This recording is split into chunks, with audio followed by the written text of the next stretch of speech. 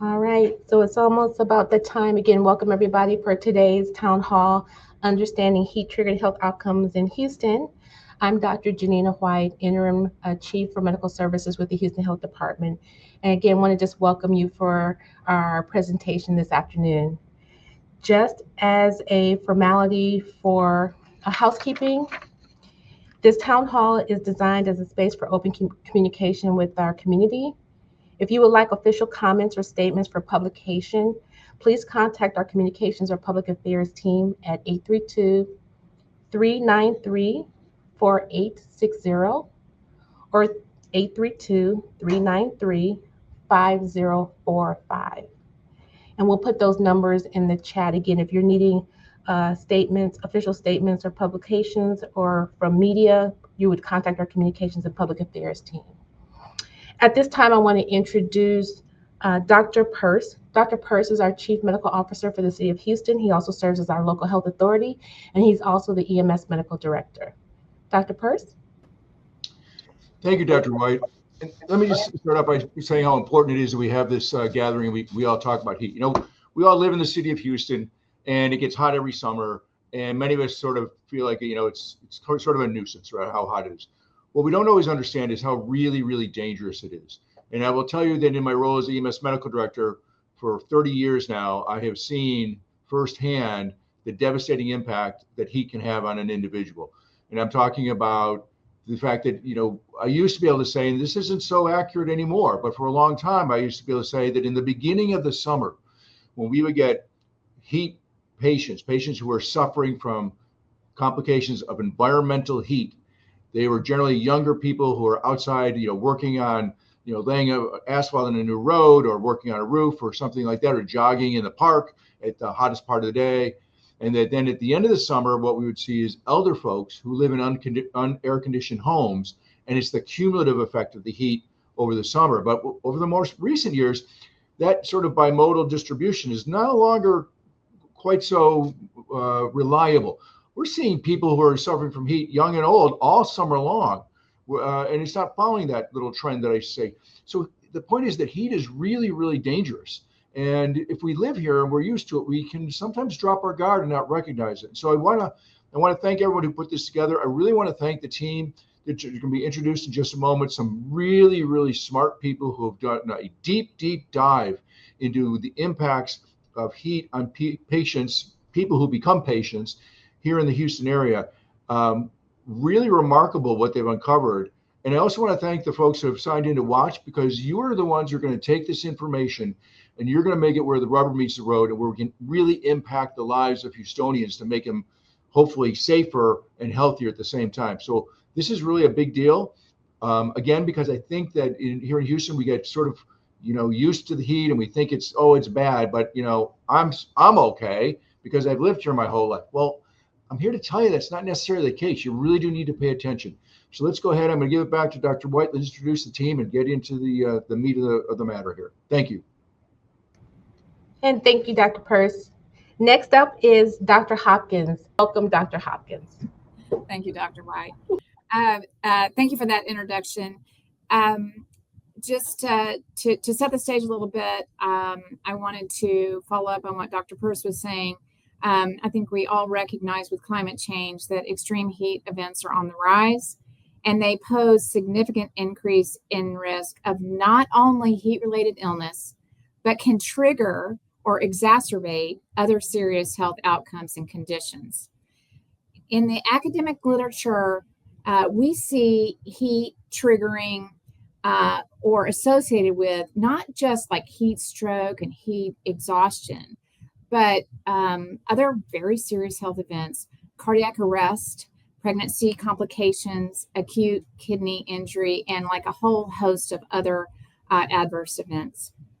Now, public health authorities and researchers point to the need for targeted alert messaging to populations vulnerable to health events that could be triggered by heat, and that messaging should go towards these high-risk populations. So in other words, we're very good at saying it's a hot day, we should all protect ourselves. But now, as we move forward, we really need to focus in on these high-risk populations to help them out and to intervene. The ultimate goal here at the health department was to develop an early heat health warning system for specific health outcomes and get them to those specific populations that need information on days there is an increase in risk. For example, you can think about an alert for pregnant women on days when there's a risk of a heat-triggered pregnancy complication. These women then can choose how they want to use that information to inform their actions.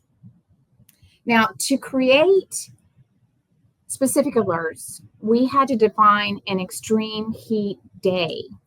It's an extreme heat health day, and the increase in risk for health outcomes on those extreme heat days. So we're looking for what is the definition of a day when we start to see significant increases in health events that are triggered by heat. And then we'd like to know, what is that risk? Now, I mentioned earlier that there are studies out there that have linked heat to these other conditions, but we can't just adopt statistics of the increase in risk from other areas because our local conditions are different. And Dr. Peirce mentioned human adaptability. Now, that's one thing. There's evidence, there's research out there that people can adapt, at least partially, to the temperatures they're used to experiencing. So if we were going to adapt it from some other place, it would have to be a similar place to Houston's climate. But we also have another problem. In our previous research that I conducted along with Dr. Peirce and some of our colleagues at Rice University, identified increased risk due to, for these types of conditions, due to pollution. And so we'd also have to find a place that had the same climate and similar pollution as ourselves to make sure that whatever risk we're attaching to heat is truly to heat and not other factors. In addition, even if we could just adopt other research from other places, what we're looking for currently doesn't exist.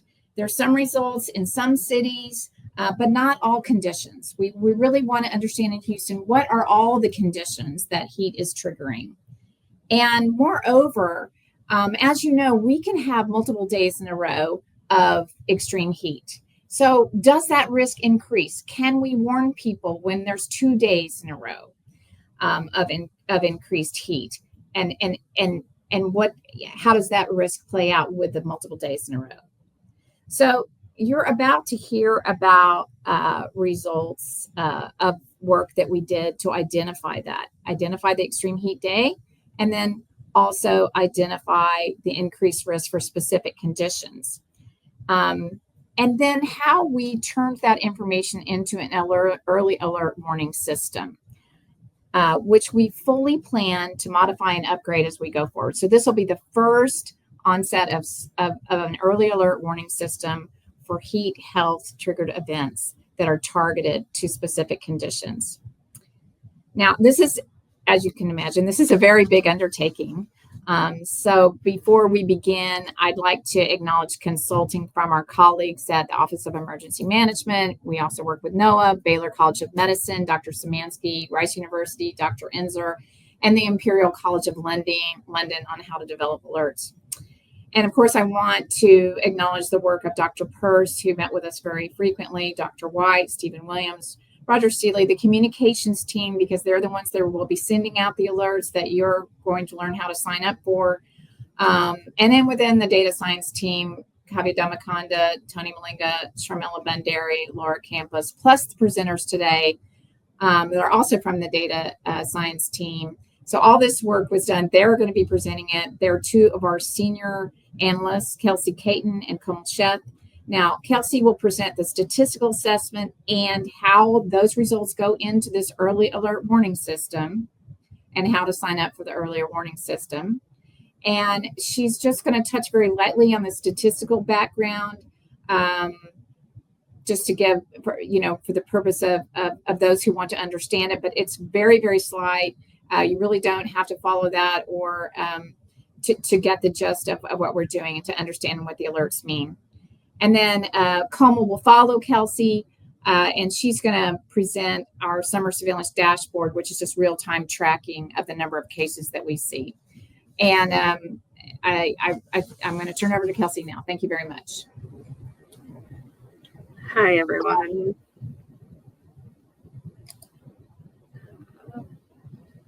Okay, great. So I'm Kelsey Caton. I'm a senior staff analyst here at the Houston Health Department, and I will just sort of be expanding on what Dr. Hopkins has already introduced, and that is sort of the process behind, or the analysis behind the alerts we are going to be implementing. So again, just to kind of restate our purpose of this early alert system, it was to develop a targeted early alert system for heat-related adverse health events for Houstonians using Houston-specific emergency department encounter data. So again, this is, we're trying to develop these alerts to really target, Houstonians using data that reflects them, both health-wise and climate-wise. As Lauren mentioned, we already have developed a few alert systems previously, one being the Asthma Aware Day, the other one being the Wastewater School Alert Program. If you maybe already received those alerts or if you need any more details on that, please reach out to us. And then we've also historically tracked heat-related illness, mainly internally. But what we wanted to do was to expand that surveillance.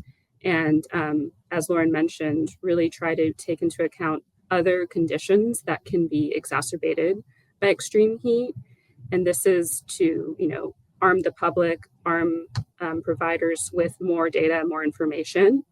And then simultaneously, as mentioned, we want to provide Houstonians and their team, healthcare team, their providers, other stakeholders, these tailored alerts and messaging by emphasizing specific health risks based on data that, again, reflects our residents here. So kind of an overview of what this process is and what it entails is that on a daily basis, if you sort of look at the left side of this figure, we would scrape climate data, weather data from the National Weather Service site in the form of the heat index. And I'll be explaining what that threshold is that would trigger the alert, but we basically scrape that data, and if it reaches that heat index reaches that threshold, we would then send out these alerts, this set of alerts. Some would be more public facing, so general public can opt in. Medical providers, our employees here, teachers, etc. They can opt in and receive a phone call, email, or text message on days where we have one of these heat health alerts. And then also there's going to be a set of alerts that are a little more tailored to certain populations. For example, Lauren mentioned, Dr. Hopkins mentioned sort of maternal health, those who are pregnant, and tailoring alerts for them and certain groups internally and externally that service those populations.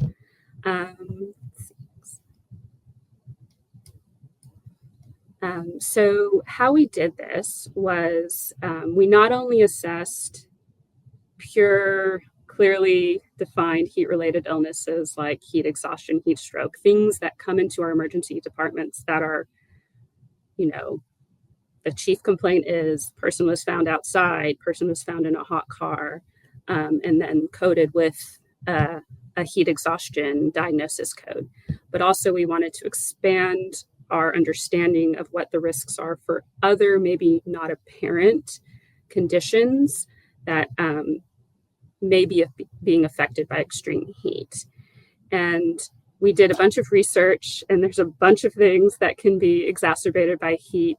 And for those things that we couldn't necessarily query our system for, that I'll explain in a little bit, We sort of had to maybe find a proxy condition.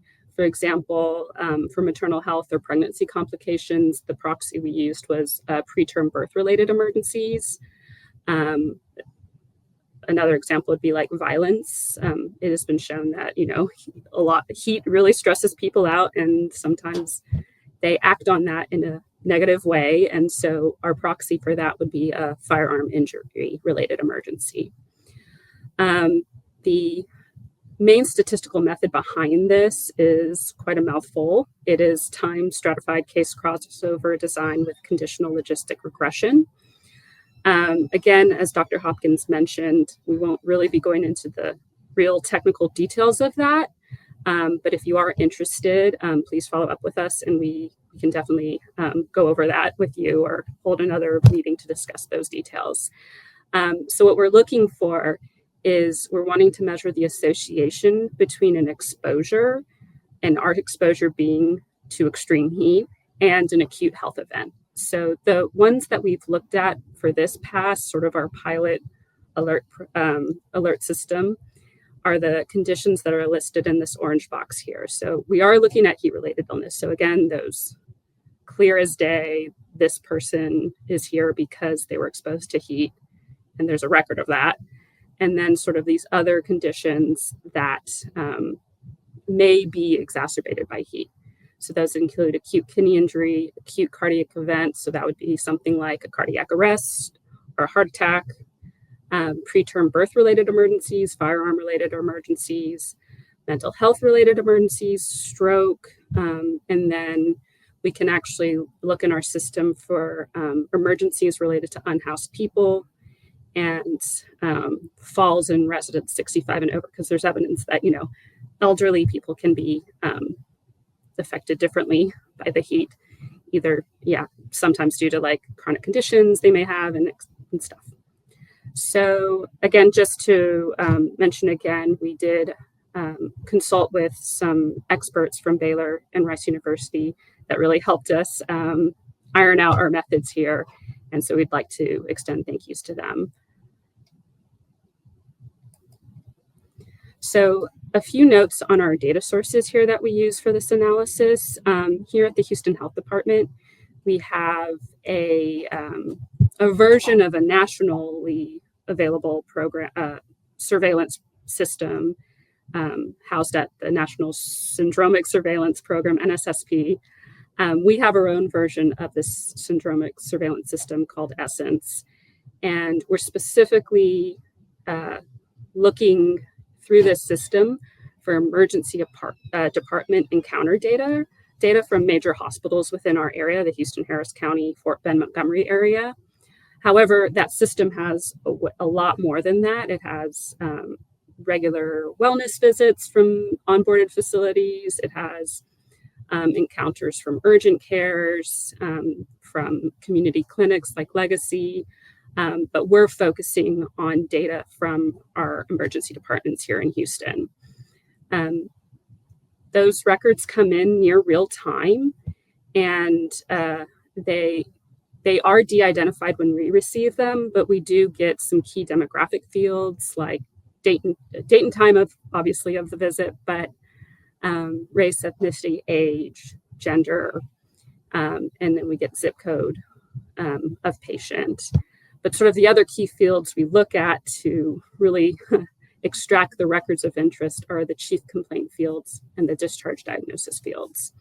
So those are the fields we look at for keywords or key coding, diagnosis coding, to pull out what we want to look at. So we look for like AKI ICD-10 codes or something like that. It's so depending on what we're looking at, we look at those fields to get the records we need. The heat index that we're going to be using in this analysis data is scraped from the National Weather Service. Again, we can pretty efficiently do that, and we can get historical and forecast data. So that's why we use that data source, and that's why we're using heat index in this analysis.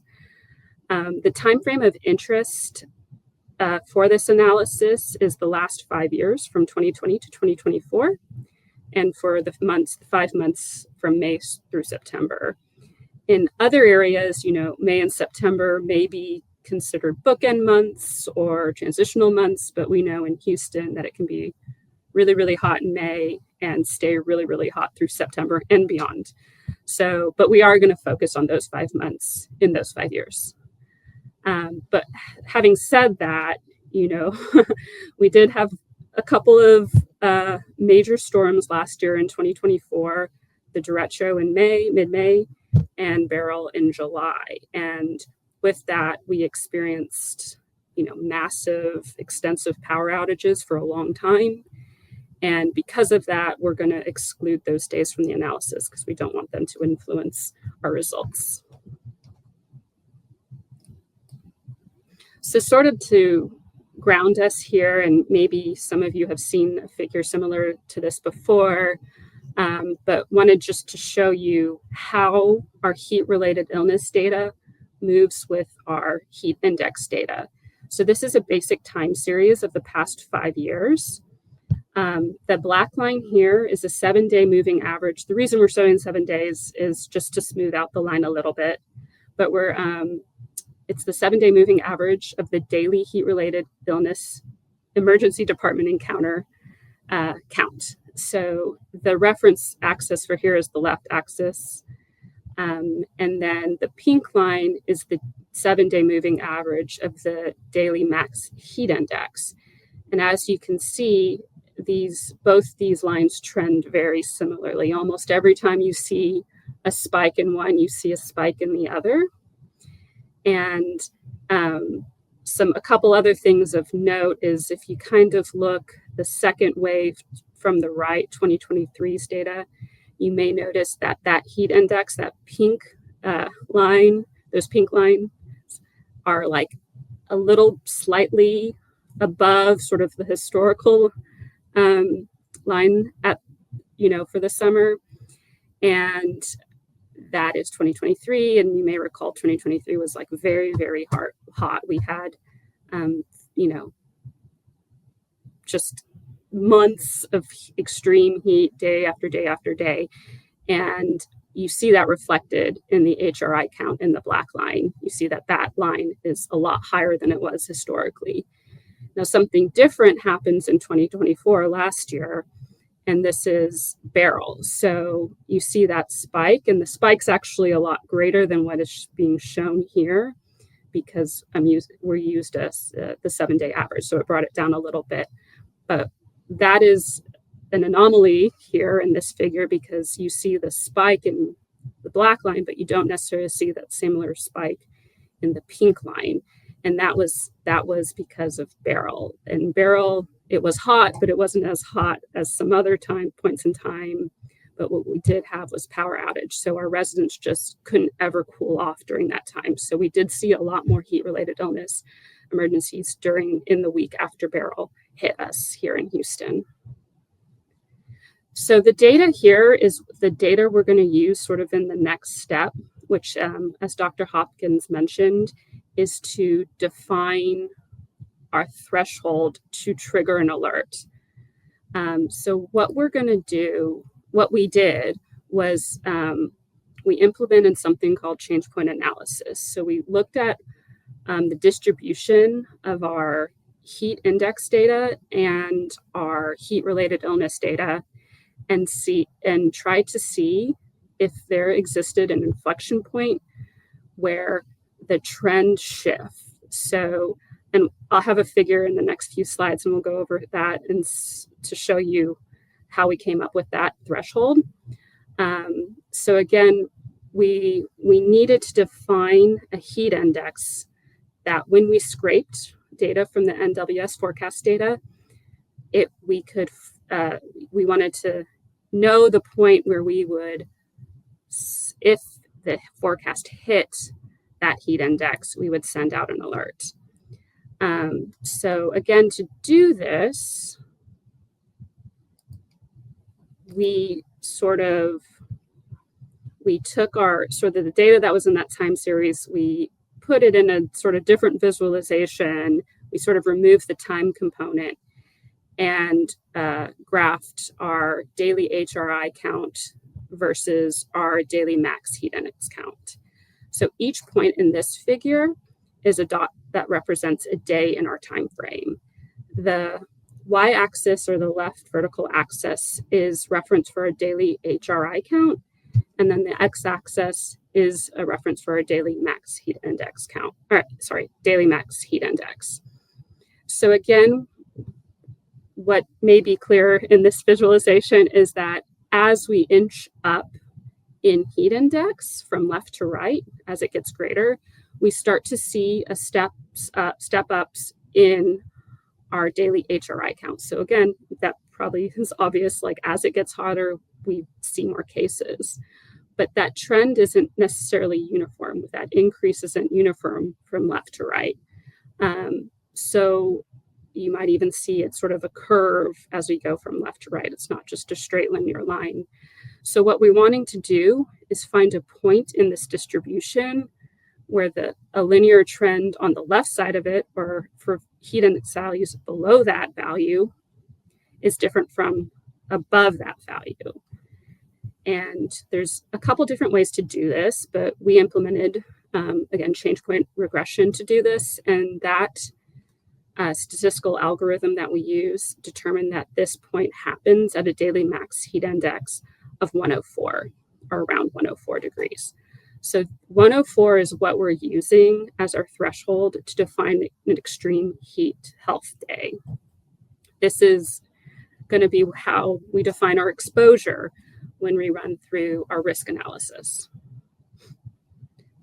So I will now be going through the sort of meat of what is going to be eventually the input of our alert message. Again, I mentioned we did this case crossover design with conditional logistic regression. The key results we get from running that regression is an odds ratio that some of you may be familiar with. If you're not, that's okay. I'll try to briefly explain here. But what an odds ratio does is it measures the association between the presence of an exposure. So in our case, the presence of an extreme heat health day. So a day that reaches that 104 heat index. And so it's the association between that exposure and our health event of interest. So that list I showed at the very beginning, we're going to go take each one of those health outcomes. And we're actually going to measure two associations: an exposure of this, like the event happening on a single day exposure of extreme heat, and then an event that happens when there's at least two consecutive or back-to-back days of heat, extreme heat. So when the day of the event and the day prior, at least those 2 days are both above 104, a heat index of 104.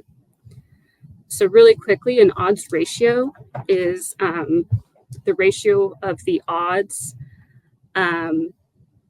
of having this event in the presence of an exposure divided by the odds of having this event when the exposure is not present. That's what the OR is. And when that equals 1, that means those two odds are the same.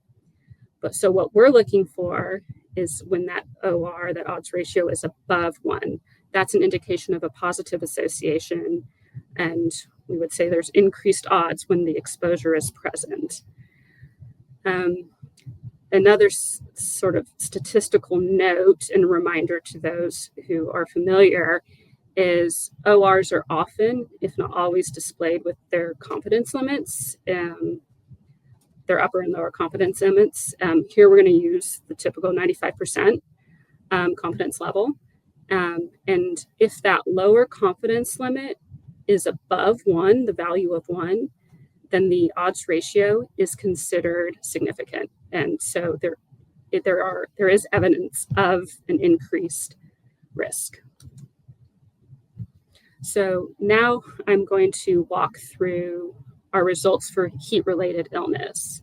So this figure to the right is a simple forest plot, and I'll go through the results. But quickly, on the top panel is our odds ratio with the lower and upper confidence limit values. And as you can see, that dashed line on this figure is at 1. So you can see these are way over 1, and that we can say for a single extreme heat health day that the odds of a heat-related emergency are 118% greater than, or maybe more simply 2.2 times the odds of that event occurring on a non-extreme heat day.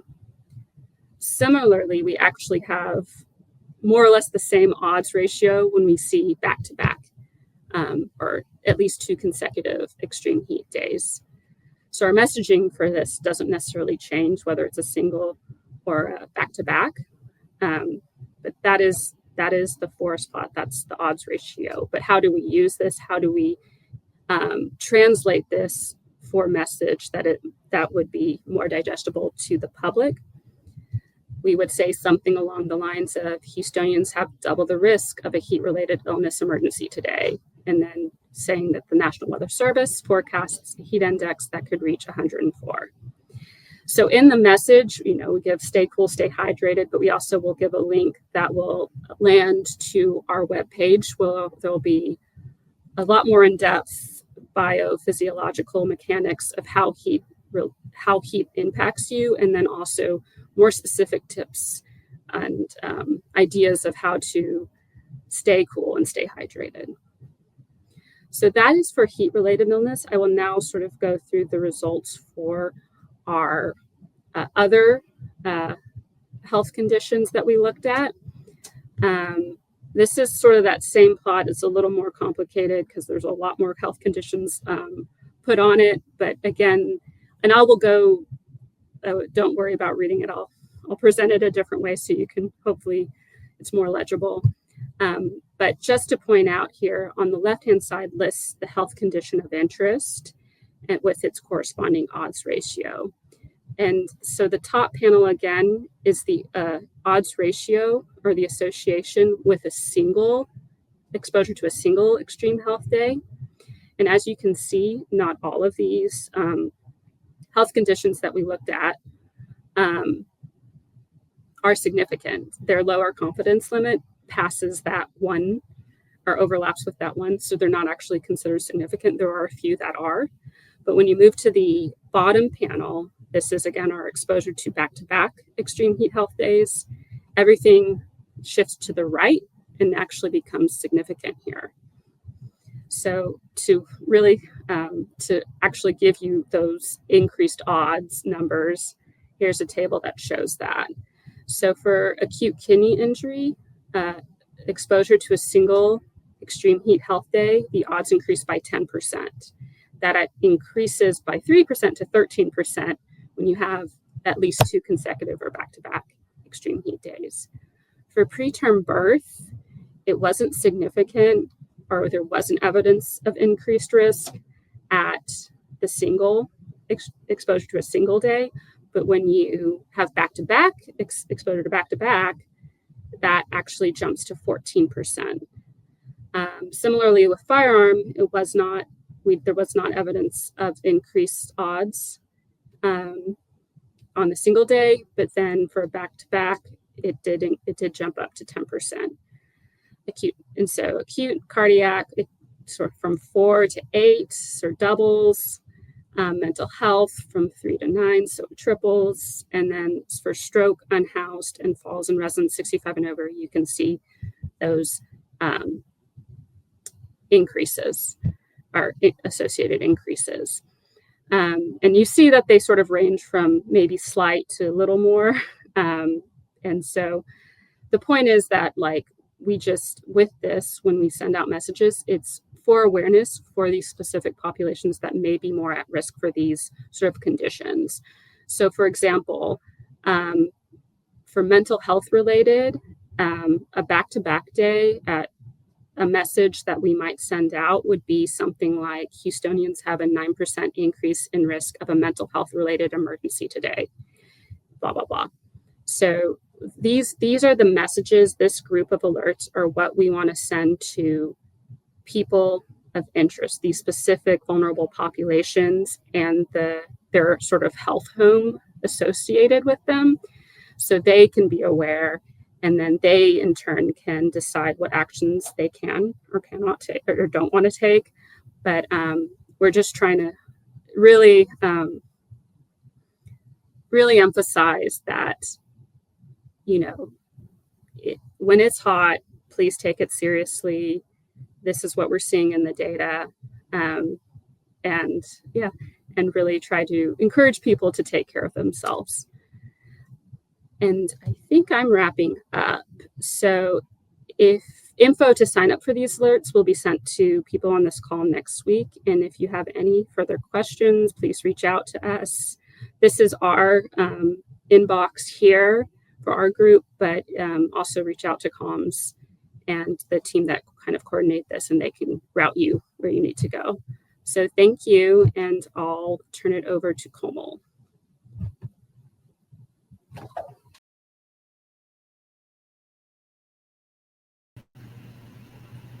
Okay. Thank you, Kelsey. Hello, everyone. As mentioned, my name is Komal Sheth, and I'll be discussing the Houston Health Department's Houston Summer Surveillance Dashboard and giving a brief demonstration of key features. So I hope everyone can see my screen. What you're seeing right now is the webpage for the Houston Summer Surveillance Heat-Related Illness and Heat-Exacerbated Heat Health Monitoring Dashboard, or more succinctly, the Summer Surveillance Dashboard. One of my colleagues will be dropping a link to this website in the chat if you'd like to follow along as we go. And we will also disseminate the link via email after this town hall session. So as my colleague Kelsey touched on earlier, the Houston Health Department has historically tracked heat-related illnesses, or HRIs, as part of an internal report. We've done it for several years. It was a static report. And we started with a focus on just the heat-related illnesses. And over the years, we started adding in things like near drownings more recently. However, due to the increasing concern and frequency of extreme heat in our city, we sought to improve and expand upon the reports we were previously disseminating to include these other adverse health outcomes that can be triggered by heat, as Kelsey just described in her talk. And we wanted to make this report more interactive and accessible for people to use and leverage to develop their own interventions and strategies, and just get a deeper understanding of the heat and health effects that we're seeing in our city. And so thus the Summer Surveillance Dashboard was developed. And so you can see it's here embedded on this web page. And this dashboard is targeted towards groups like researchers, academics, and other stakeholders in the heat and health sector. But it can also just be used by the community overall. It is public facing, and if anyone is, as I said, interested in understanding how heat has been impacting our community's health. We update the dashboard weekly on Wednesdays during the summer months, but we also have the capability to update more frequently as needed during heat waves or storm events like, the derecho and Hurricane Beryl, as mentioned. The dashboard does use the same syndromic surveillance emergency department encounter data that was used in the case crossover analysis for the alert system. And this dashboard does primarily cover the Houston area, composed of Harris, Fort Bend, and Montgomery counties, where we have the highest healthcare facility coverage in our system. So as I just mentioned, the Summer Surveillance Dashboard can be interacted with directly on this webpage, but there also is the option to view it in a standalone view. It's maybe a little easier to see or easier to access, but for the purpose of this presentation, I'll just continue here. And so in the interest of time, I will just cover the key highlights of this dashboard for this talk, but you are, of course, more than welcome to explore this dashboard more deeply on the website at your leisure. Landing page is a summary of the overall state and tracking of heat-related illnesses for the summer. And so you'll see since April 1st of this year, how many heat-related illnesses we've seen in the Houston area. As I mentioned, that covers Harris, Fort Bend, and Montgomery counties. You'll get a snapshot of, how many did we see in the last 7 days and what was that average count per day in the last 7 days. You can also compare that to the previous season in 2024. So how many HRIs, emergency visits, did we see during that same week last year? And again, compare the averages. We also track the number of extreme heat health days. So as Kelsey mentioned, our threshold for that is a heat index of 104 degrees. So how many days in the last 7 days have exceeded that 104 heat index? And again, compare it to the previous summer. So in the same time period, how are we doing across years? And then just brief highlights of, populations that are most affected by HRIs in the current season.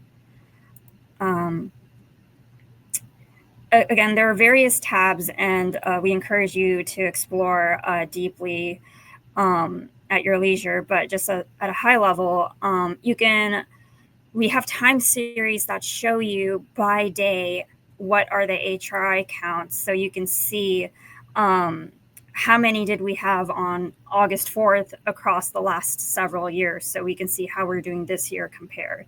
And it goes all the way back through April 1st, and we go all the way forward until the end of October. And then similarly, we keep a 7-day moving average to kind of smooth that line out a little bit.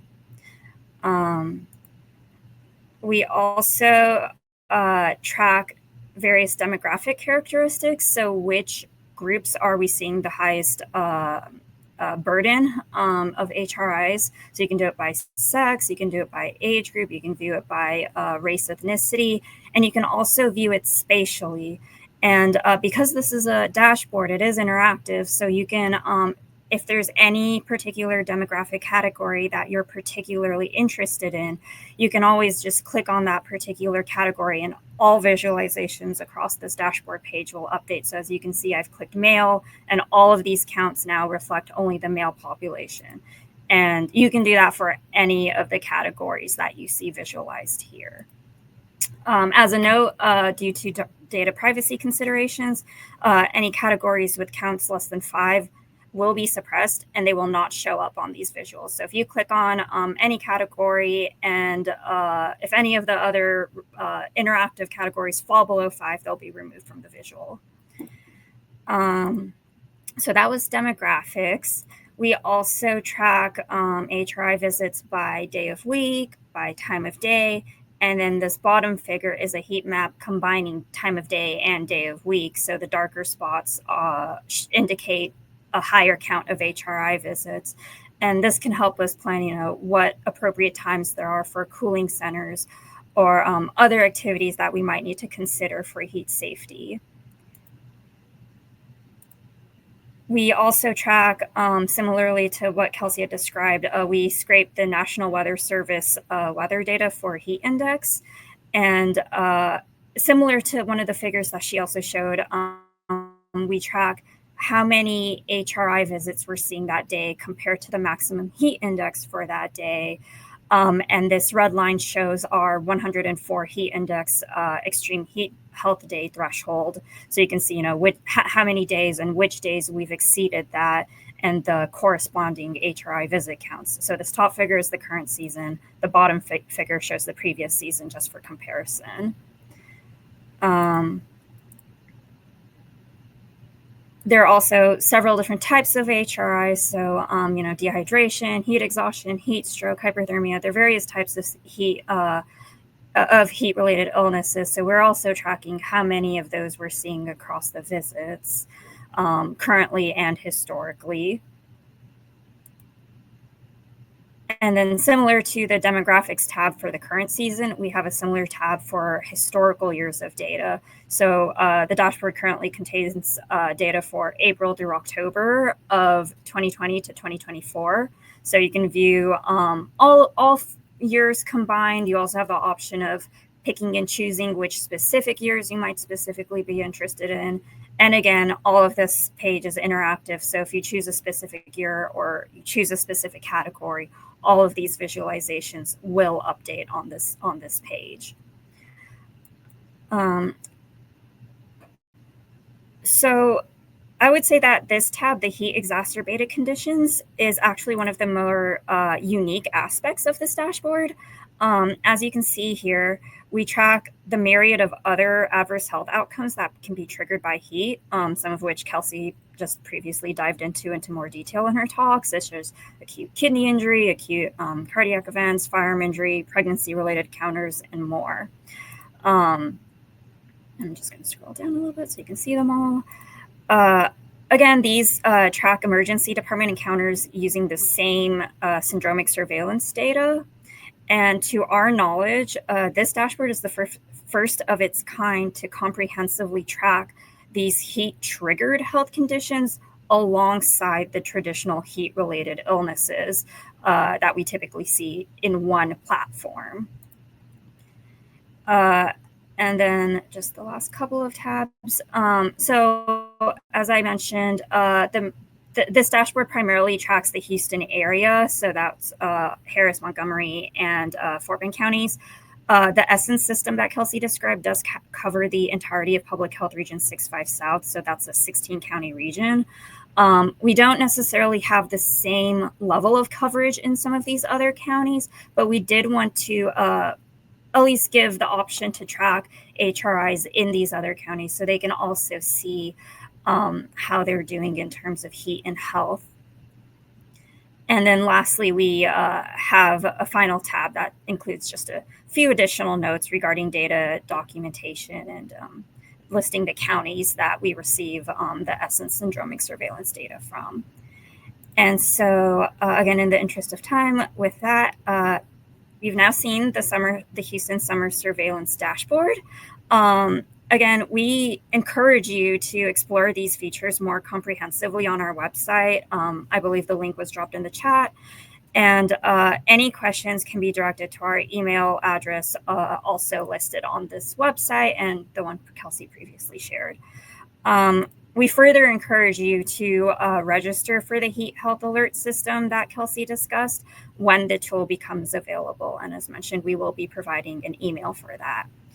And now I will hand it back to Dr. White. Thank you.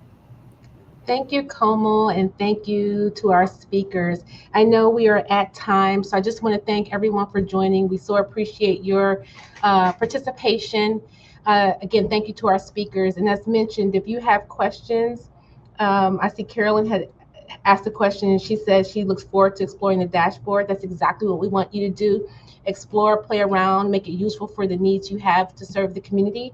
But if you have additional questions, please feel free to reach out to datasciences@houstontx.gov. Have a great weekend.